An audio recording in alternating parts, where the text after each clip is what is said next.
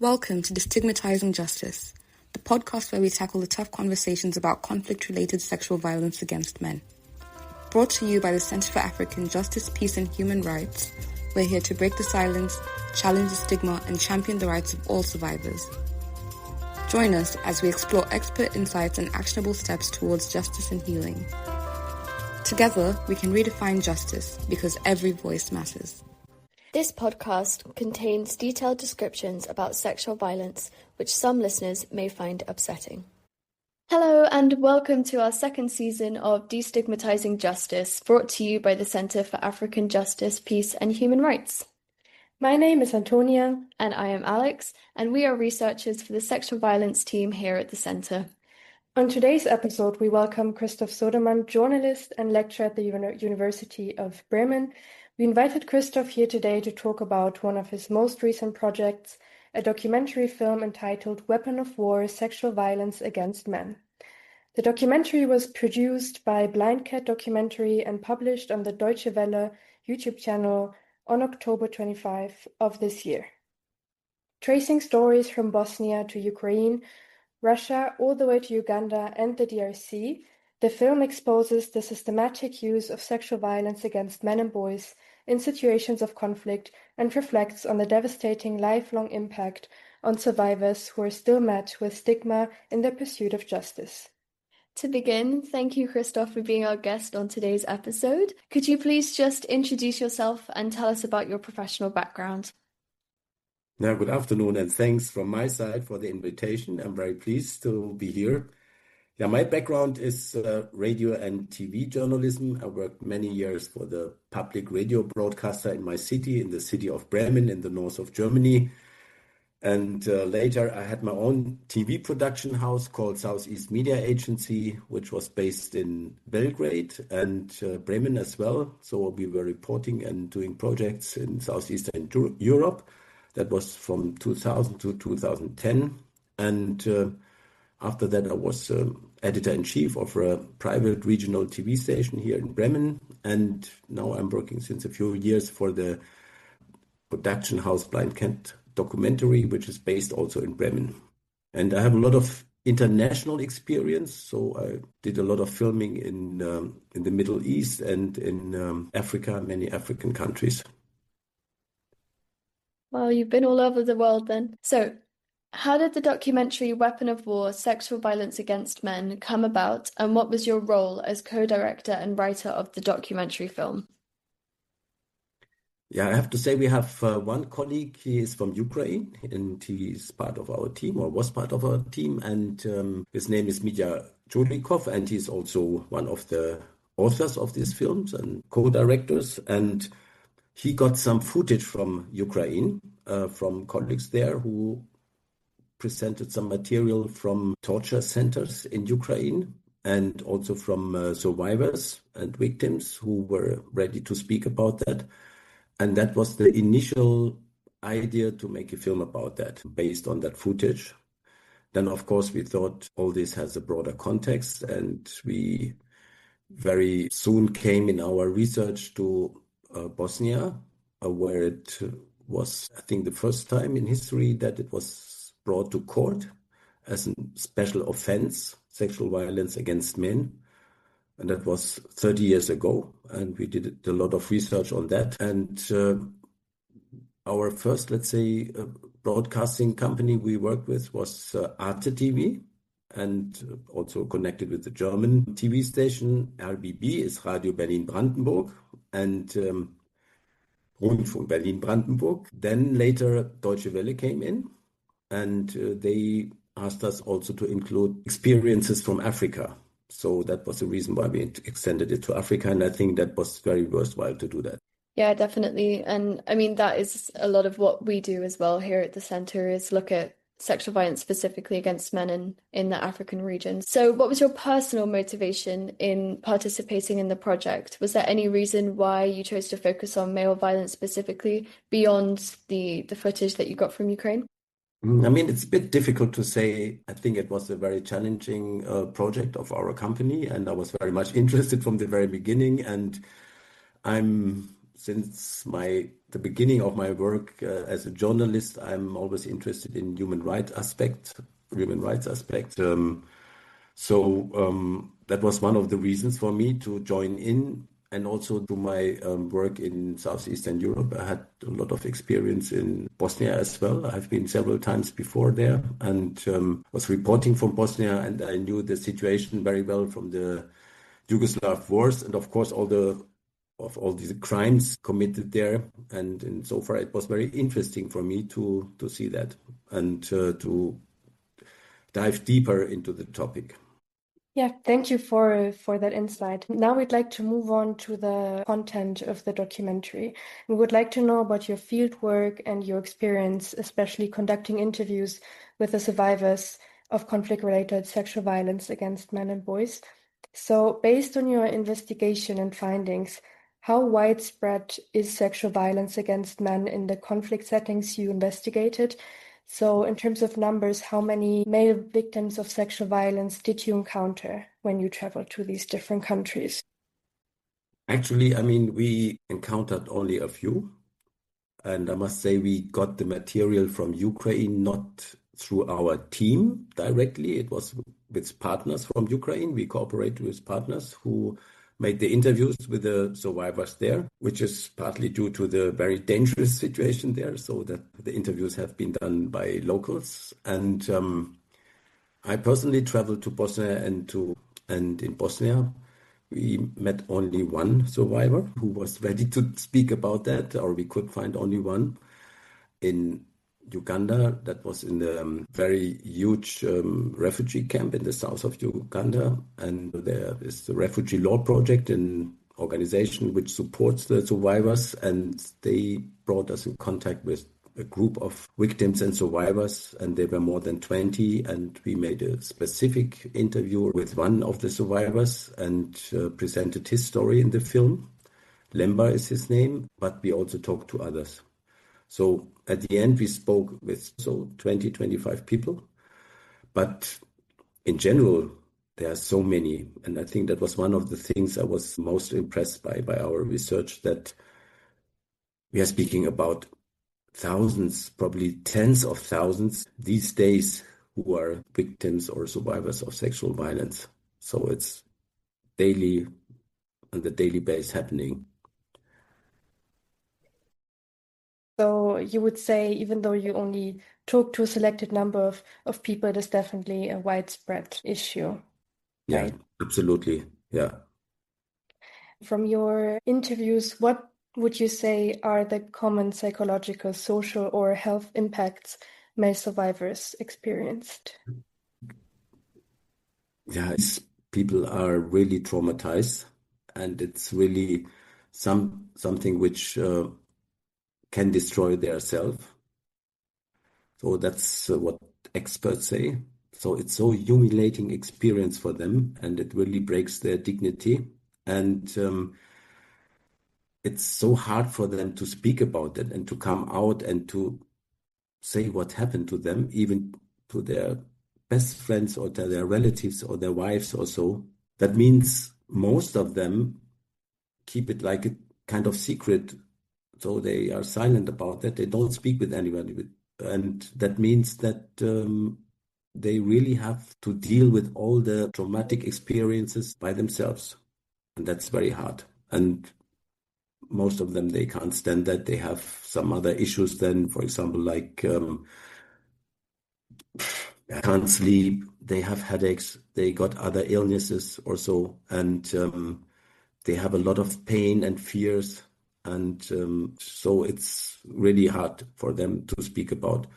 And in the case of our Bosnian survivor, what happened was 30 years ago, and he came out with that 5 years ago or so, because he couldn't stand it anymore. And he had so much issues, personal issues, that he finally found a psychologist he could talk about and to say what happened to him. And she supported him. And then step by step, he could kind of overcome all these psychological issues. And from the health side, I mean, that's also mentioned by the doctor in the film. They have really hard issues. either on the penis or at the anus, and sometimes they need operations and get an external exits or so, and that's really hard for them. And so some of them are really suffering. And the other thing that in society, there is definitely kind of stigmatization, and I think that's the biggest issues for them. Yes, definitely. As you emphasized, keeping in mind how grave the physical health issues are, it seems like the psychological impacts are really the ones that affect the survivors the most. And there's also one quote from the Bosnian survivor you mentioned in your documentary saying, "The physical wounds may have healed, but my soul will never heal," which is something that really struck us and, yeah, represents what you pointed out, the long-term effect of psychological impacts the survivors face. Yeah, there was also another survivor, Roman, in Ukraine, who was held in a prison controlled by Russian forces, who said there are lots of people who don't want to know what the war really is like. Why do you think this issue of sexual violence against men and boys is still so often invisible? And is there a lack of information on what is really happening, especially to prisoners of war? Yeah, I mean, the survivors feel enormous humiliation by the perpetrators, and they experience something which they could never imagine that it could happen to them. And sometimes they have kind of sexual arousal during the penetration also, which they can't avoid. And what does it mean for you? You are a victim. You are misused and abused by somebody, and the same moment you have these feelings or this erection or so, and then how to deal with that? You are completely confused, and that's so hard for them to overcome that. And what does it mean for your personality, for yourself, and so on? So I think that one of the main reasons that for themselves is so tough to speak about it. So I think that's one of the main reasons why it's not so visible, because only a very few are ready to go to the public. And the other point is that they also confronted with a society which is still stigmatizing them and perhaps again humiliating them and maintaining you are the homosexual, although they are the victims of any kind of sexual violence, and which makes it even more difficult for them to speak about it and to deal with that. Yeah, this idea of the role of shame, I think, is something that was touched upon quite frequently in the documentary. Just when they were speaking about the survivors were speaking about their experience, you could still see that it really did affect them. Even just talking about it with you, it was, yeah, very, very difficult to watch at times, but I do think that it is important to hear what really happens. Do you think that the role of shame plays quite a significant part? I mean, you were talking about how difficult it is to come forward, but maybe when it comes to testifying in national courts, I think they spoke about in Ukraine where you have to waive your anonymity. I think you have to waive your anonymity in order to testify. Do you think that it's difficult for them to come forward and testify? Because it's one thing to talk about it, but it's another to actually testify in front of courts. I mean, Ukraine, we see that there are already not only a few, there are some people who are doing that, who are testifying. And I think there's a group of 20 or so, and I guess there are more organized already, and speaking about that and testifying to the authorities. And I think in Ukraine, it's really a good thing that the authorities, that the police and the military is behind it, and although the prosecutors, and that they are doing investigations from the very first moment that they hear about it, and which is completely different to other war situations, so that they really try to get evidence of what happened and to make it safe, let's say, for a court case. And yeah, I mean, in Bosnia, there's an estimate by Amnesty International that there are probably about 3,000 survivors of sexual violence, men survivors. And Medica Zenica, the organizations we worked with in the city of Zenica, they say we know 7 of them. And one was ready to speak about it. So I think that's a difference to Ukraine nowadays. So there are at least more people talking about it. And also in Africa, I had the feeling there's a kind of readiness to, which is, I think, definitely supported by the work of associations like Refugee Law Project or the Center for African Justice. I think that's so important that they see that there are people who try to support them and give them a certain confidence to go to the public. Now that we've already touched on the challenges that survivors face when coming forward, when testifying, we would also like to talk about ethical considerations that you faced as a journalist in these countries, especially regarding consent, potential re-traumatization, and confidentiality. And we'd also like if you could explain, I mean, you touched on it, but if national law affected what you discussed and how you conducted the interviews. I mean, we asked all these questions ourselves before we started with the interview and before we started with the filming. And we also tried to get some advice from organizations who are working with survivors, also for the setting of the interviews. And I think that's very important that they really have to be in the mutual respect of each other. So, for example, one thing was that we always did pre-talk to the interviews without cameras. So we spoke with the survivors in advance, and we always said we can break up when they feel they don't want to continue or to stop or not to answer a question, so they can stop at any point.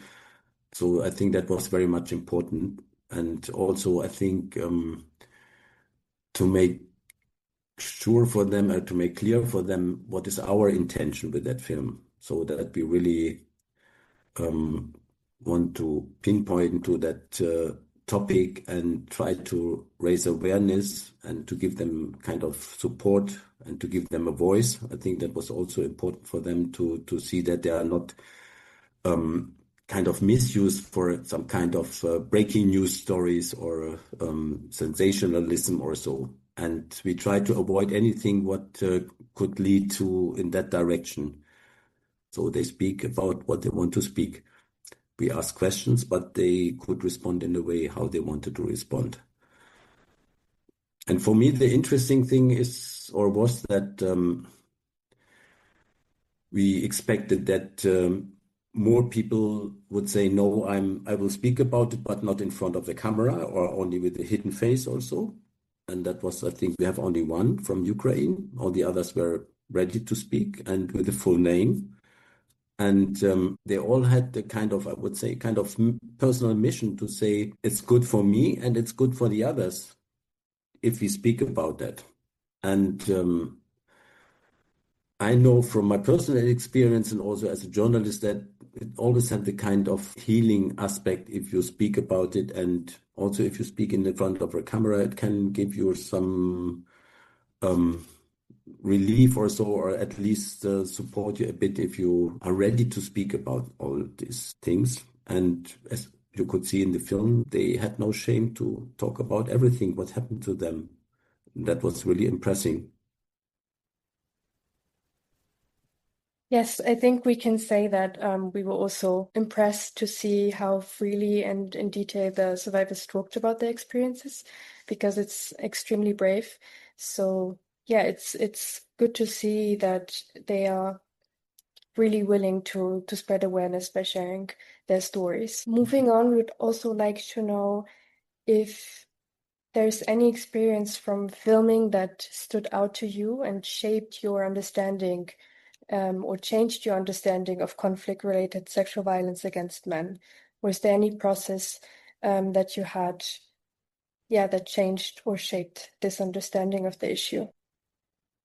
I must admit, I wasn't aware of the extent and the scope of sexual violence against men, that so many men are affected in all wars and current wars. And my strongest, let's say, personal experience is how courageous these guys were. They were so inspiring to speak about all that and to inform the public and to inform others and other survivors as well, and to encourage them to come out and to speak about that and to get some support or help by psychologists or doctors or whoever. And I think that's one of the strongest experiences for me. When just a question regarding filming. When you spoke about you sat in a room before and you just had a conversation before any of the cameras came out, how many people were there in the room when you were doing interviews? Was it just you and the survivor, or was it multiple people? It was a bit different in, for example, in the case in Bosnia, we had, of course, me and the cameraman team, and of course the survivor, and then there was the translator because it was in Bosnian, and she was also somebody he is very close with, some person who works for the Medica Senica, and he knows her since a long time, so it made it easier for him to speak about all these personal experiences. And as you can see in the film, the interview with the guy from Bosnia was the most emotional one. And that was interesting because his experiences are already 30 years ago. And it was like everything came up. And in the pre-talk, he started crying at the moment. And also in the interview, we didn't broadcast that scene, but he started crying. And interestingly, it was a moment not when he spoke about the worst experiences, but then he was only for 2 weeks or so in the prison of the Serbian security forces. And then he was released by an intervention of the United Nations. And he started crying when he described the moment when he was released. So you can see how all this burden was still alive. So now I'm out, and everything came out, and also the tears came out. And we all felt very, very close to him. And we were hugging afterwards. And so I think that's very important that you get a relationship to the people and to do that kind of interviews. That's really lovely. Yeah, he was very emotionally vulnerable throughout that interview. I could feel it even from what it was, what you filmed. There were 3 cases I remember from the top of my head that were heard at the International Tribunal for the former Yugoslavia about sexual violence against men. Obviously, we weren't alive at the time, but do you remember this being talked about? And do you think that the Srebrenica genocide and what happened to the Bosnian Muslim men and boys affected how the public perceived sexual violence against men in conflict? I mean, I remember from that time that sexual violence against women was a big issue. So also in my city, in Bremen, there was an organization supporting, I think it was the women there. It was, I think, Bridge of Hope was called. And so they channeled a lot of financial and other support to the women survivors. And of course, there were many, many more than men. And actually, I can't remember that it was at that time an issue in the public discussion. But it came out later. And I was astonished when I did the research that there are tons of scientific essays and articles on that issue, what happened in The Hague and during the International Criminal Tribunal of the former Yugoslavia. Lots of documentation. So they are describing all the legal aspects, but partly also the details, what happened. And that was, you can't read it sometimes. So during the research phase, it was like when I was reading 3 or 4 of these articles, I said, okay, I have to stop for a while and to think about something else. And one thing is that also difficult to understand, that some of these people, they know each other. They live together. For example, I think that's Duško Tadić, who was also mentioned in the film, who, if I remember rightly, he was a kind of fitness studio or karate coach.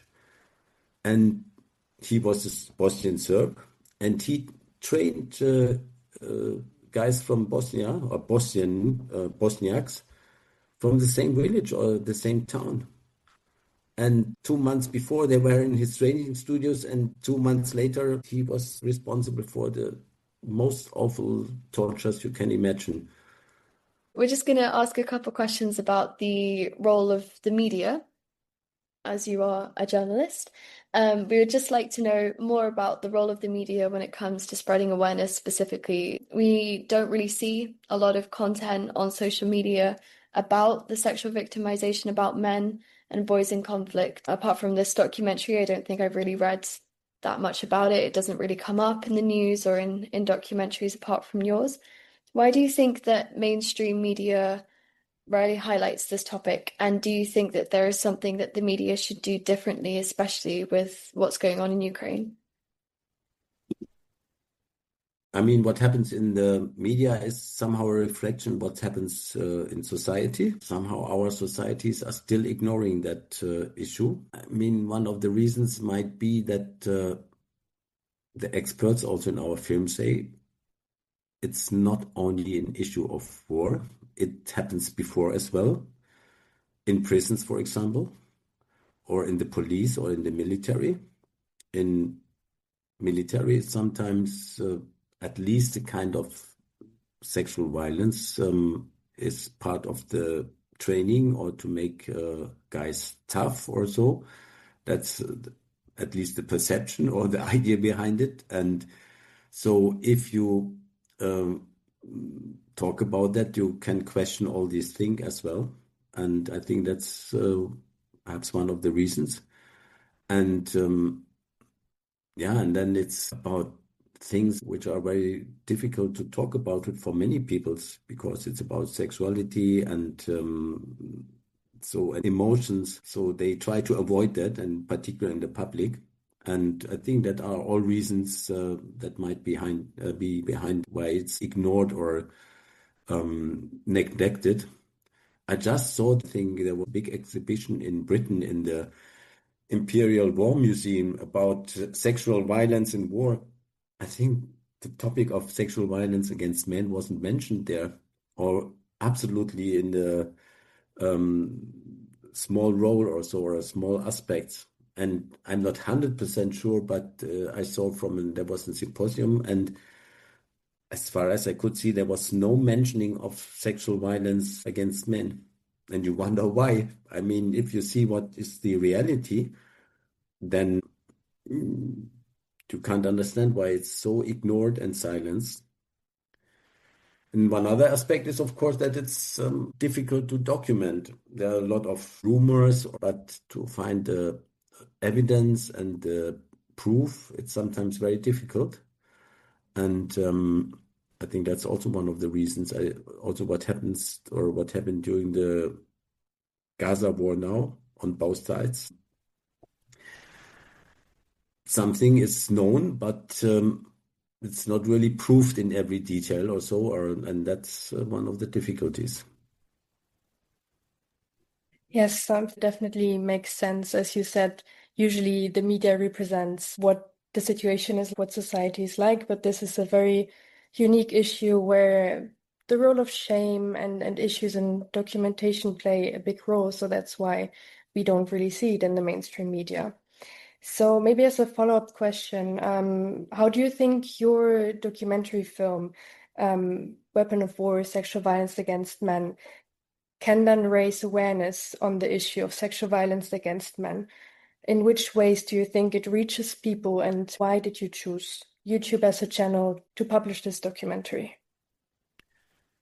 So we were the production house Blind Cat documentary, but then we sold this film to the TV stations, to Arte TV and to Deutsche Welle, and they published it on YouTube, and it's also in the Mediathek, the German version at least, and I think the French version as well at the Arte Mediathek. But both TV stations also published it on YouTube, and you can see there's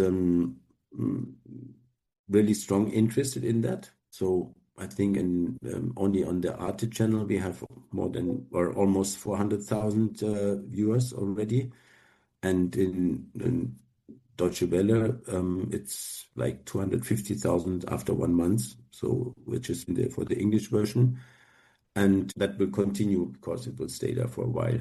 And you can also see at the comments there are thousands of positive and many people saying that's great that something is said about it and broadcasted and shown in the public and brought to the public. So I think we got a very good feedback on that. Yes, it's really nice to hear that people are interested in that topic, and looking at the fact that there is not much media about this topic yet, it's probably also very nice for people who have been searching for this kind of content about this topic, that there is a documentary like yours going really into detail and also helping probably other survivors of sexual violence. So looking to the future, how important do you think visual media and also social media is in not only holding perpetrators accountable, but also for survivors to share their stories as a way to bring about justice? I think it's very important, and I know that the refugee law project is working already with social media in a certain way, that they, for example, do media trainings for refugees, and so to enable survivors and refugees in general to tell their own story, and that might also include some experiences of sexual violence, and I think that could help, as you know, and even in the refugees camp, all of them, they have smartphones. So all people living there have access to social media. So if you find a way to that people speak out and that will be published in the broader sphere or on channels with a big outreach, then you can reach more people. And that's the most important, that they see there is somebody who will listen to us or to me, and I can be confident that he or she will take care of me and support me. And I know also from the Refugee Law Project, they do at the beginning, when they get contact with the refugees, they do a kind of screening, asking questions. And one of the questions or some of the questions are about sexual violence. And at the beginning, most of them say no. But then they feel when they start moving on the chair or so, then they see, there might be something. And then perhaps the next time when they come back, they will say, yes, there was something, and I would like to speak about it step by step. It's not like that they can start talk freely about all that. So it's really a long process. And I think that could be supported by social media. If you see statements and voices from others who did the same, then it's encouraging. Yes, definitely. I agree that it is very important, especially for the younger generation, to have people they can relate to, see them on social media. Also, regarding the social pressure and gender norms that a lot of young men face, it is or it could be extremely helpful to see people speaking up about this. Thank you for taking your time to talk about this important topic. It was a pleasure to have you today for this podcast episode. Thank you. I thank you. That was a very nice experience for me. Very nice talk. Thank you very much. Thank you for tuning into Destigmatizing Justice. We hope today's episode sparked your interest and inspired you to act. Please share it with others and join the conversation on our social media platforms. Let's keep dismantling stigma and building a world where justice is genderless. Until next time, remember that awareness is the first step towards change.